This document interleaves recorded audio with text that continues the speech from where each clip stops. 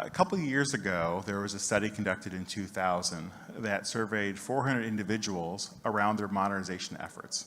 And what that study found is that 74%, three-fourths of all those projects failed to complete.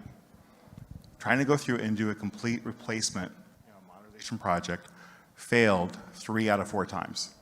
Now, the reasons for those failures do vary, but number one had to do with funding. Did they budget enough? And we've all heard this many times, that doing that replacement costs a lot more than you think, and do I have enough funding to it? But the second reason that those tended to fail, that may surprise you, and it has to do with the integrations. The number of systems that your existing legacy systems are already integrated into, fully tested, fully vetted, all secured, all monitored. Trying to replicate that, again, is something that's not usually taken into consideration as part of those modernization efforts.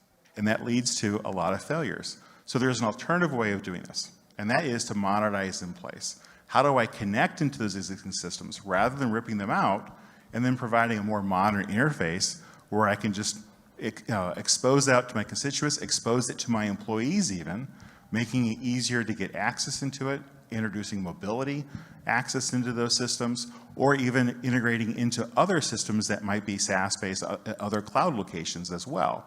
How do I go through and do that is through an additional way of doing it through integration.